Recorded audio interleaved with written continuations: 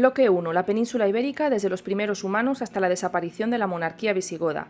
En esta tercera parte del vídeo vamos a estudiar la llegada de Roma, la formación de Hispania y la romanización. En el anterior vídeo ya vimos cómo la Edad del Hierro comienza con la entrada de esos pueblos indoeuropeos con esa cultura de los campos de urnas. En la zona del Levante nos encontramos con las colonizaciones fenicias, griegas y cartaginenses, así como el pueblo típico del sur de España, tartesos. También estudiamos cuáles eran los pueblos prerromanos que se encontraron estos cuando invadieron la península. Los celtas en el centro, norte y oeste de la península. Los íberos en la costa levantina y los celtíberos por contacto en la zona del sistema ibérico. Recordad que los turdetanos fueron esos pueblos íberos herederos del pueblo de los tartesos. La conquista romana de la península ibérica está relacionada con las guerras púnicas, en concreto con la Segunda Guerra Púnica. Las guerras púnicas fueron el enfrentamiento entre Roma y Cartago, las dos superpotencias que intentaban controlar el mar Mediterráneo. Como podéis observar en el mapa, antes de la Primera Guerra Púnica, Cartago era la que controlaba gran parte del Mediterráneo, pero Roma se disputaba esta hegemonía. En la Primera Guerra Púnica podemos observar cómo Roma quita a Cartago y conquista las islas de Córcega, Cerdeña y Sicilia, obligando a Cartago a conquistar la península ibérica. Un general cartaginés, Amílcar Barca, comprendió que para vencer a los romanos era preciso organizar un poderoso ejército. La península, rica en metales y en guerreros, y donde Cartago ya poseía algunas colonias, le ofrecía los medios necesarios para una buena ubicación. Así, en el 238 a.C., los cartagineses desembarcaron en Cádiz, Gadir, y en pocos años consiguieron dominar a los pueblos del sur y sudeste peninsular, donde fundaron Cartago Nova. En el 220, Aníbal fue elegido el jefe púnico e ideó la conquista de Roma, desde la península ibérica atravesando los Pirineos y los Alpes. En su avance atacó la ciudad de Sagunto, que era aliada de Roma, cuyos habitantes fueron casi exterminados. Recordad que el ataque de la ciudad íbera de Sagunto por parte de los cartagineses va a ser el casus belli que haga que Roma entre, ya que Sagunto era una aliada de Roma. Como represalia por la actuación cartaginesa en Sagunto y con el fin de impedir el paso de Aníbal hacia Italia, los romanos enviaron a la península dos ejércitos que desembarcaron en Ampurias, esa ciudad que había sido fundada por los griegos. Fue el inicio de la conquista romana de la península en el 218 a.C. Roma envió a dos grandes generales, los hermanos Neo y Pluvio Escipión, que desembarcaron en Ampurias en ese 218 a.C. Roma, después de esto, volvía a enviar nuevas tropas al mando de Publio Cornelio Escipión, el africano. Y en el 209 ya conquistó Cartago Nova, venció a los cartaginenses y tomó Gades en el 206, expulsando así de la península a los ejércitos de Cartago. Tras estos acontecimientos, Publio Cornelio Escipión decidió atacar a la propia metrópoli, a Cartago, en la actual Túnez. Aníbal, que se encontraba en la zona de los Alpes, recordad que había intentado atacar Roma, regresó para defenderla, pero fue derrotado en Zama en el 202 a.C. Como consecuencia de su triunfo sobre Cartago, Roma se apoderó casi sin resistencias de todo el litoral mediterráneo y de los valles del Ebro y del Guadalquivir. Sin embargo, la sumisión de la totalidad de los pueblos indígenas que poblaron la península, íberos, celtas y celtíberos, duró aproximadamente 200 años. Es decir, que estos pueblos se lo pusieron realmente difíciles a los romanos. Este largo proceso de conquista se realizó en diferentes y diversas etapas, interrumpidas por periodos de inactividad. Con la ayuda del mapa vamos a ver las tres fases de la conquista romana de la península ibérica. La primera de ellas ya ha sido explicada, va del 218, cuando desembarcó los escipiones en Ampurias, hasta el 197 a.C. Es la Segunda Guerra Púnica, cuando Roma venció a los cartagineses y ocupó la costa mediterránea y parte de los valles del Ebro y del Guadalquivir. La segunda fase va del 197 a.C. hasta el 29 a.C. Como veis, casi 2 siglos le costó a los romanos conquistar la zona de la meseta y el oeste de la península. En esta segunda fase, la política romana de estos años se orientó en consolidar su dominio sobre estos terrenos que ya había ocupado, sobre la zona de Levante, y afianzar las nuevas fronteras. Pero incumplían los pactos que contraían con los pueblos indígenas, así como abusaban contra ellos. en especial con excesivos tributos que se les exigían que provocaban revueltas generalizadas. En el 195 hubo una gran revuelta de tal magnitud que Roma tuvo que enviar un ejército para reprimirlas al mando del cónsul Catón. Pero esto sentó las bases de lo que sería la siguiente estrategia romana: la dominación por la fuerza. Frente a la facilidad con que Roma había iniciado sus primeras conquistas, la ocupación de la meseta, que fue iniciada en torno al año 155 a.C., se caracteriza por su dificultad ante la resistencia de los celtíberos y los lusitanos. Dentro de los lusitanos destaca Viriato, que se rebeló contra el poder de Roma e inició una guerra de guerrillas para desgastar al enemigo. En el año 139 a.C. fue asesinado por sus propios oficiales, que habían pactado la rendición a cambio de tierras y privilegios. Cuando los asesinos de Viriato pidieron su compensación económica por el asesinato de su líder, se dice que se dijo la famosa frase de «Roma no paga a traidores», y fueron ajusticiados. El otro ejemplo de la dificultad que tuvieron los romanos frente a los pueblos prerromanos fue el caso de los celtíberos, que resistieron heroicamente el cerco romano en Numancia, en Soria, en el año 133 a.C. El general romano Publio Escipión Emiliano sitió y asedió la ciudad durante varios meses, más de 8, y con 7 destacamentos militares. Al final, muchos de sus habitantes prefirieron suicidarse antes que entregarse y convertirse en esclavos de los romanos. Sin embargo, para Roma el esfuerzo merecía la pena, ya que la conquista de estos pueblos acababa con la amenaza para los pueblos más civilizados del sur y Levante. Además, facilitaba el acceso a los recursos metalíferos, acordaros de ese noroeste peninsular rico en oro y estaño. Desde el 133 al 29 fue una etapa de cierta estabilización o inactividad porque Roma sufría las guerras civiles que sacudían ese final de la República. Roma estaba sufriendo cambios que iban a devenir en el imperio. La tercera fase, por tanto, va del 29 al 19 a.C. y ya Roma estaba bajo el imperio. En este momento se suceden las guerras cántabras. Durante el mandato de Octavio Augusto, ese primer emperador romano, tuvo lugar la definitiva conquista del norte peninsular, habitada por galaicos, astures y cántabros, recordad, pueblos celtas. Los romanos necesitaron 10 años para dominarlos, periodo conocido como guerras cántabras. Las campañas fueron duras y la resistencia fuerte, dado el escaso grado de civilización de estas poblaciones del norte, que en su mayoría fueron sometidas a la esclavitud. Y es que los objetivos que perseguía Roma para su conquista total de Hispania era el pleno control de la península, para así eliminar ese pillaje constante de esos pueblos del norte que azotaban los pueblos del sur ya romanizados, y la explotación sobre todo de esa riqueza mineral, además de incluir ese trabajo de esclavos de mano de obra gratis. De hecho, para asegurar el territorio, Roma tuvo que fundar diversos campamentos militares, como el de Astúrica Augusta, Astorga, y la Legio, de ahí viene el origen de la ciudad de León. Finalmente, la conquista de la península, a la que Roma llamó Hispania, contribuyó a dar unidad a todos los pueblos que la habitaban. El uso del latín acabó con los idiomas prerromanos, excepto el vasco. La religión romana, la red de carreteras, la fundación de ciudades, fueron vehículos que unificaron toda la península. Es lo que se conoce como romanización. En la primera etapa de la conquista romana de Hispania, después de la Segunda Guerra Púnica, en el año 197 a.C., los romanos organizaron sus dominios en 2 provincias, la Hispania Citerior y la Hispania Ulterior.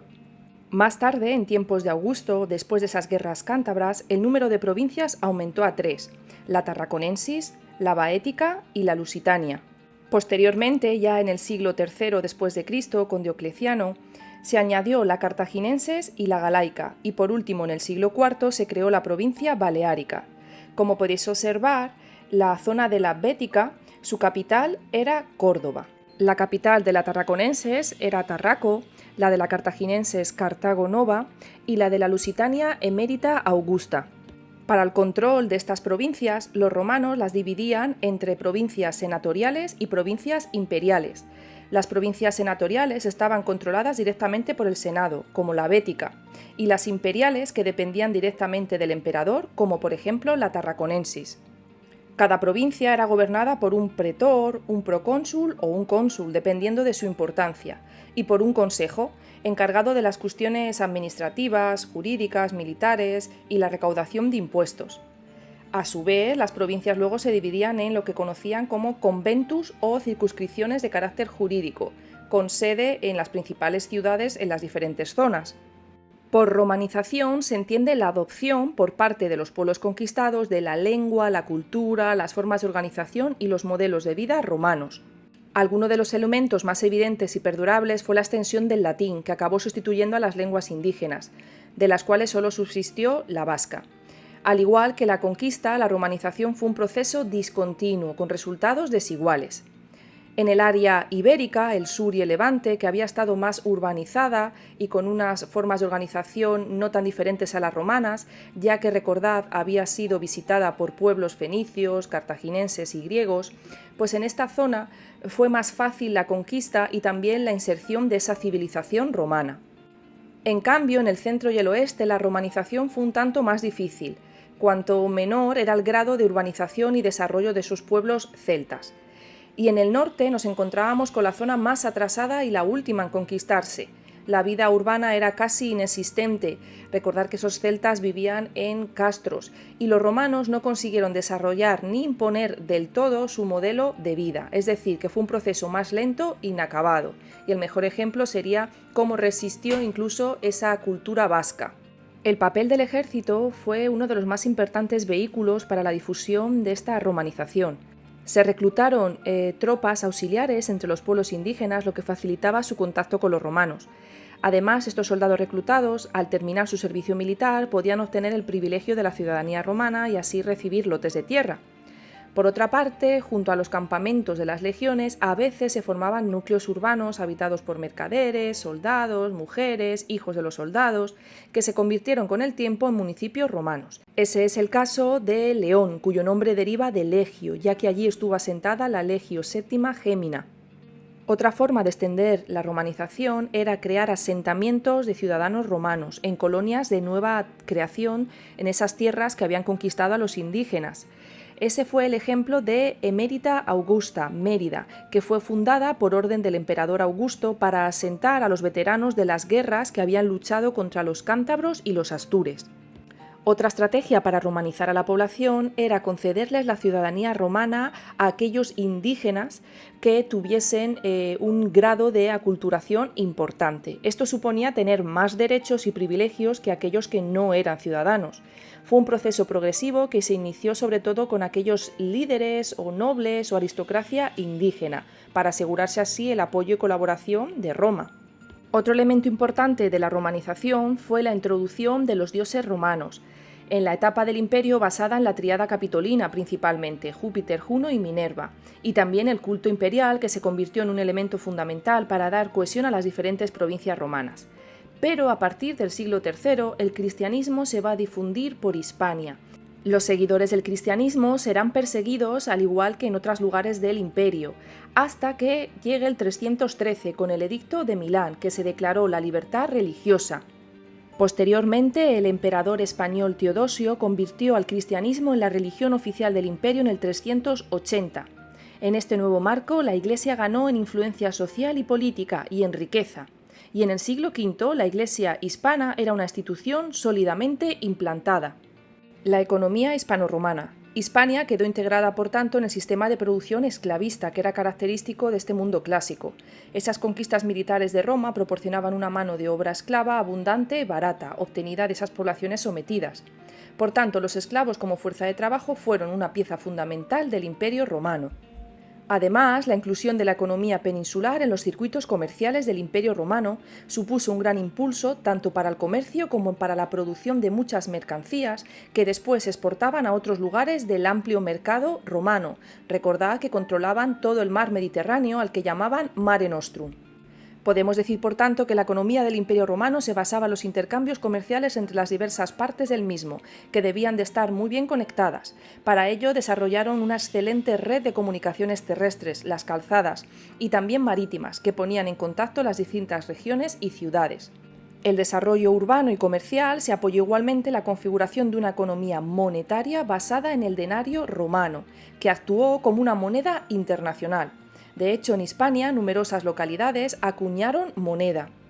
En cuanto a la agricultura, se fundamentaba en la típica tríada mediterránea: trigo, vid y olivo.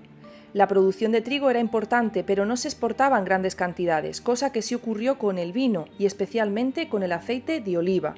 La producción ganadera era variada, pero sobre todo destaca el ganado ovino. Los romanos introdujeron innovaciones en técnicas como el barbecho y el regadío. La forma de explotación agropecuaria más frecuente en el campo eran las villas, que se trataban de una gran explotación latifundista dedicada a la producción para la exportación y la cual empleaban esclavos.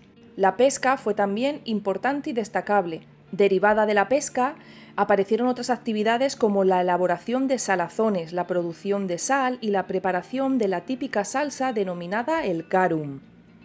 No os olvidéis de que la península era muy rica en yacimientos mineros: plata y plomo en Cartagena, cobre en Andalucía y Asturias, mercurio en Almadén, oro en Galicia y León, estaño también en Galicia.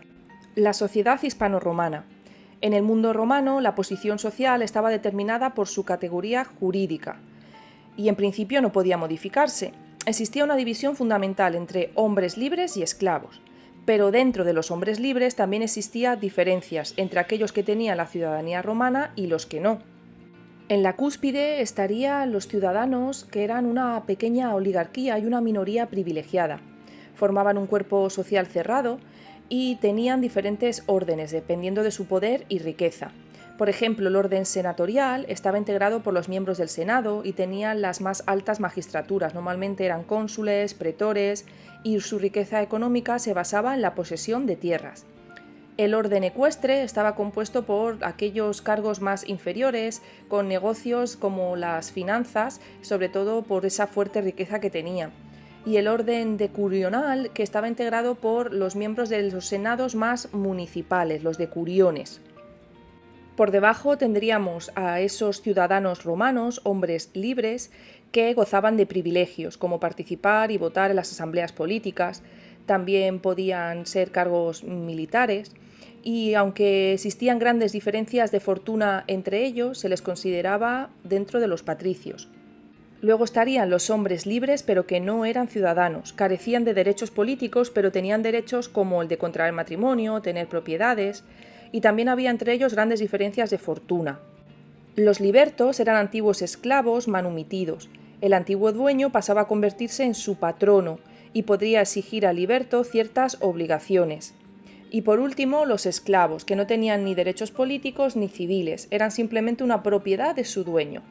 Y la condición para ser esclavo podía ser por nacimiento, es decir, ser hijo de un esclavo, o se podía adquirir por varias circunstancias como caer prisionero en guerra o por deudas.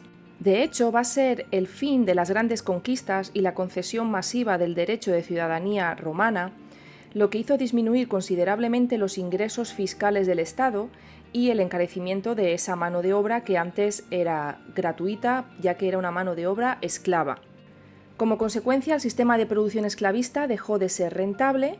Paralelamente, el comercio y el artesanado experimentó un importante freno y las ciudades empezaron a despoblarse, y el imperio se mostró sin recursos para gobernar un territorio tan extenso. Para hacer frente a la situación de crisis, los emperadores gobernaron de forma absoluta y dictatorial, provocando en ocasiones revueltas en las provincias, donde las autoridades locales acabaron siendo el único poder. Estamos en la crisis del Imperio Romano. Como consecuencia del declive de las ciudades, la economía de esta última etapa del imperio entró en un proceso de ruralización. Eso significa que las ciudades empiezan a abandonarse y la población rica se retira a vivir en esas lujosas villas. Económicamente hablando, estos latifundios tendían a ser autosuficientes, ya que producían agricultura, ganadería y tenían también su propia artesanía y talleres. La crisis y debilidad del Estado, incapaz de garantizar la seguridad de los individuos y el cumplimiento de las leyes, propició las relaciones de dependencia interpersonal, es decir, que los humildes buscaban la protección de los poderosos. Algunos campesinos incluso decidieron trabajar como colonos sus propias tierras, cediendo la propiedad a un poderoso latifundista a cambio de esa protección. Era el origen de la sociedad feudal. Además, ahora las fronteras del imperio comenzaron a verse presionadas por los pueblos bárbaros o germánicos, que a su vez eran presionados por el pueblo de los hunos. La dificultad patente de controlar todo el imperio hizo que el emperador Teodosio en el 395 dividiese el imperio romano en dos partes, el imperio romano de Occidente con capital en Roma y el imperio romano de Oriente con capital en Constantinopla. Pero las invasiones bárbaras continuaron, incluso con el saqueo de la ciudad de Roma. A Hispania le pasó algo parecido. No se recuperó su economía, tenía ya una economía empobrecida y ruralizada, y volvió a un régimen de autosuficiencia, a la práctica del trueque y a la casi desaparición de esa economía monetaria. Finalmente, en el 476, el líder germano Odoacro llega a Roma y depone al último emperador Romulus Augustus. Es el final del Imperio Romano de Occidente, del cual dependía Hispania. A pesar de la caída del Imperio Romano de Occidente por parte de las tribus bárbaras, en la zona oriental el Imperio Romano continuará transformado en el Imperio Bizantino, con capital en Constantinopla, hasta el año 1453, cuando los turcos otomanos conquisten la ciudad.